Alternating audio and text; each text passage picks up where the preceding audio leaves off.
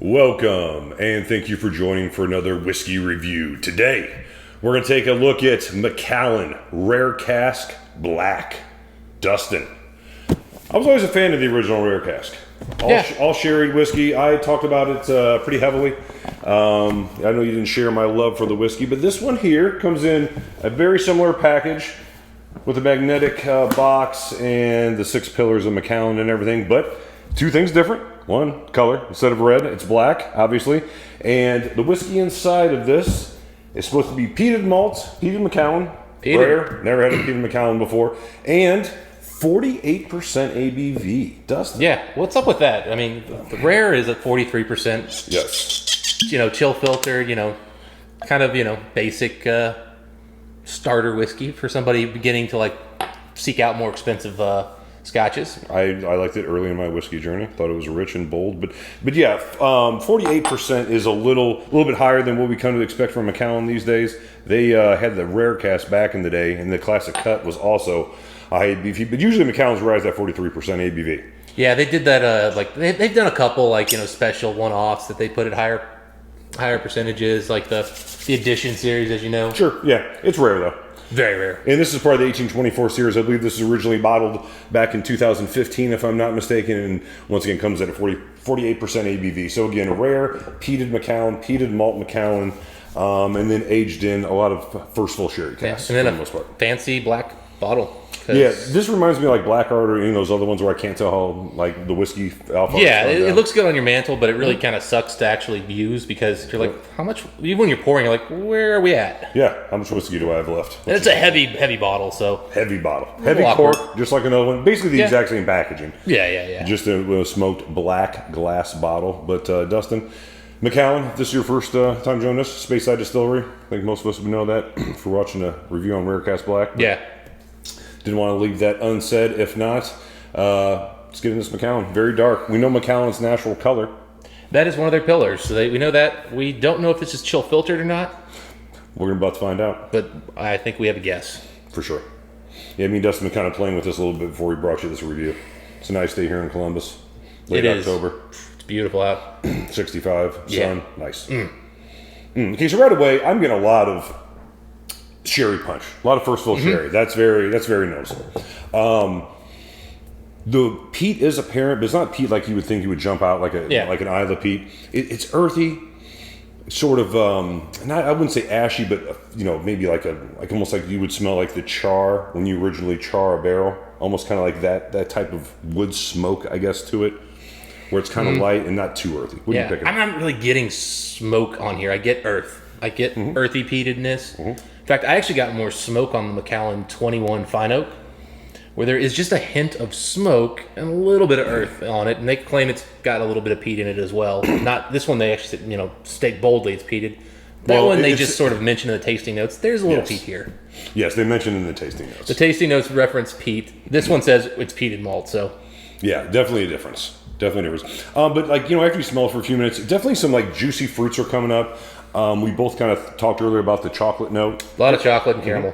Chocolate and caramel, which is kind of odd, the caramel note. Usually I tend to think that's a bourbon barrel maturation type note that I get on there, but for whatever reason, it's intertwined with that milk chocolate note. I mean, this to me, when you tell me it's MaCallan, I'm not shocked. Because MaCallan sherry is generally sweet, it's nice, it's more inviting than some of these more charred oak sherries that we're seeing more and more. I think the quest to get darker colored whiskeys really kind of sent a lot of distilleries down that path. Sure. This one's much more sweet, creamy, fruity with that earthiness, but it doesn't come off to me like classic MaCallan sherry malt either. It's much less fruity. There's less oak than I'm used to getting, even the 12 years. They've got a certain oakiness. They've got a lot more ginger, where I think there might be some here. Normally MaCallan's heavy ginger. It's got a decent amount of pencil shavings. This is muted and subdued on those areas. Yes, but I will say this. I completely agree. I'm not getting any of the ginger, but I will say the MaCallan Rare Cask, the original one, the red box 43% cherry only one, non-peated, that one, I didn't get as much ginger and some of the other things that I got, say, with the MaCallan 18 or the MaCallan 25. What I got was a MaCallan that came off a little bit young, and then there were some parts came off really nice and refined. And that's kind of what I'm getting here. I'm thinking this is mostly young whiskey for the most part. So So I'm getting a few of the rougher edges, and I think it makes it a little bit choppy. And the smoke note to me is, I've had this about 3 times. I haven't really put my finger on the smoke note. Exactly with this particular one, because as you said, it could be peated or it could be like smoke from the oak itself, from the cask. Yeah. And I think that is the peat, but it just comes off to us as more cask smoke than it is from a peated malt. Yeah, I mean, again, on the nose especially, I really don't get it. When we get into the taste, I think that's where I'll bring out some stuff there, but... Yeah, kind of my final thoughts on the nose is after a while, a little bit of the glass, it does become a little bit more sugary, and you do get a little bit more of that juicy fruit element to it, where some of these darker fruits are getting just nice and juicy and ripe.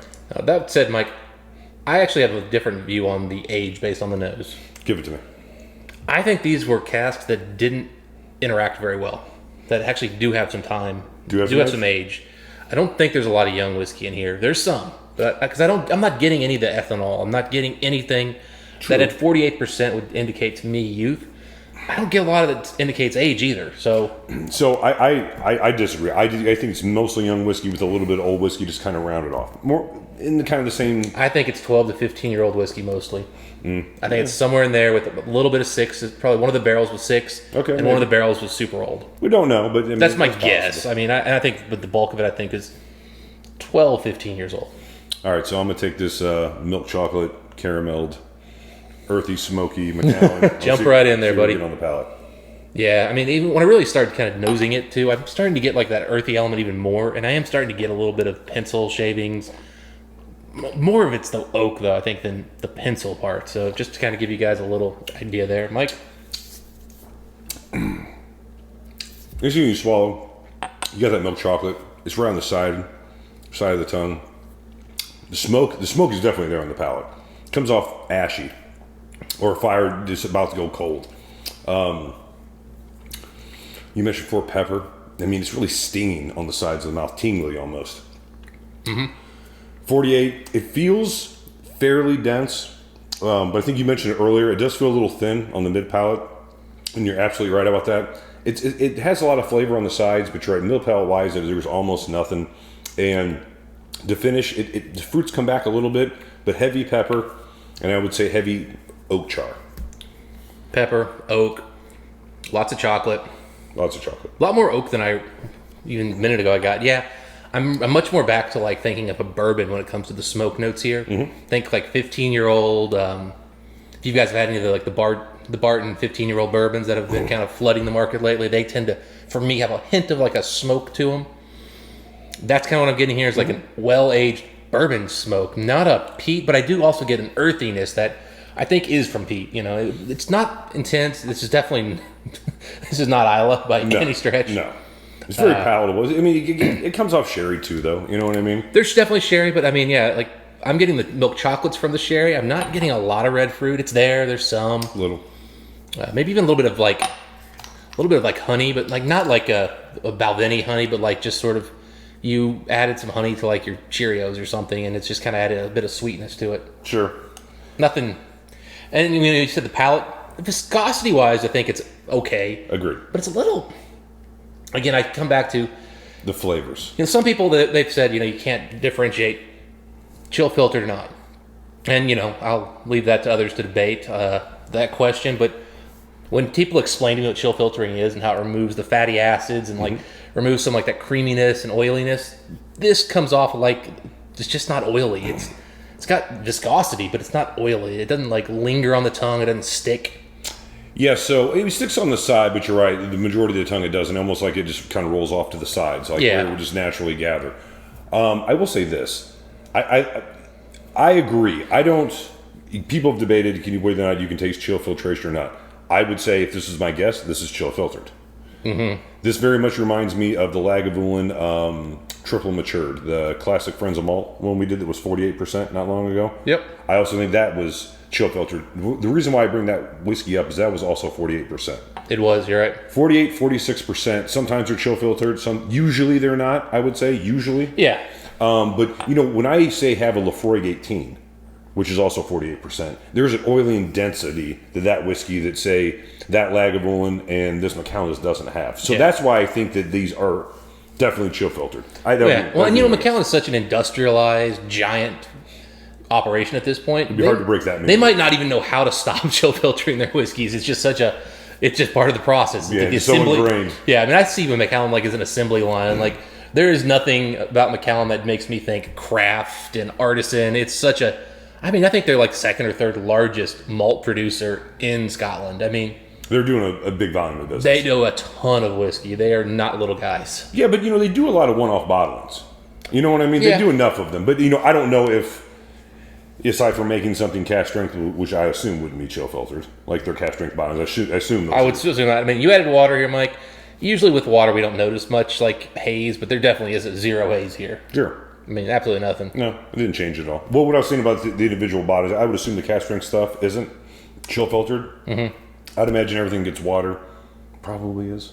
I don't know. I'm guessing. Yeah, but again, I would say this is chill filtered.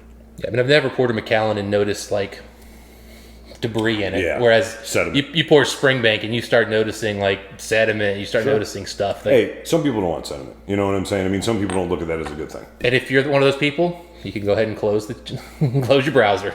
Yeah, we're sediment people. That's what we're trying to say. River folk. You are not into premium whiskey if that's something you prefer. Well, I wouldn't say that. I'm just saying not the premium whiskey that we're into. You're not a whiskey guy. You like nice things. Come on, what whiskey guy doesn't want chill filtration? Or sorry, wants chill filtration. Who wants that? I don't think anyone would vote for it. All right, I see your point. Anyway, back to the whiskey. A little sweeter maybe with water, but not meaningfully. Nothing's jumping out here. A little more sugary with water. Yeah, but I think that part could have just been sitting in the glass. When we had it earlier, got more sugary. We started talking about confectionery notes before. Mm-hmm. So I don't really. I will say this about this whiskey. The website that I bought it from will sometimes have recommendations over what this whiskey is for. It'll say, gift for him, gift for her, gift for father, or whatever. For the first time ever, the recommendation on this whiskey was Halloween. The box, the package, all very Halloween-y. Yeah, sure. But again, it almost goes very well with these nice fall colors and weather. I could see drinking this and eating some candy corn. Absolutely. Not that I could really see eating candy corn, but... I could be at the fair, walking around. Yeah, but this definitely got a... You want to cut down calories so you're drinking instead of eating, You know what? I'm actually tasting candy corn now that I said that on here. Again, it got sweet with a little bit of water and time. But it's like candy corn sweetness where it's not like overly so, it's sugary, but it's got kind of a... I don't know, whatever that candy corn note is. Yeah, artificial. Hard candy. Yeah, there's some hard candy sweetness to it. I mean, again, an enjoyable whiskey. It's interesting. Mm-hmm. I think I mentioned to you the first time I had this whiskey. There's some interesting things going on. I don't know how well they fit together. Yeah. But if you want to go for a little bit of roller coaster ride, not knowing what to expect, maybe from nose to palate, this is a good one to try. MaCallan Rare Cask Black. Where as far as the whiskey score? 86, Mike. Yeah, I think initially I said 87 when we talked on the phone when I was first trying this. I'm right there. This is 87 out of 100. It's interesting whiskey. Yeah. It's got. I was actually going to be an 88 initially, and water to me that just it didn't handle it well. It didn't. Well, just not just that, but it brought out kind of it proved the point that this is just it's not made to take a lot of. There's just not enough oomph here. Yeah.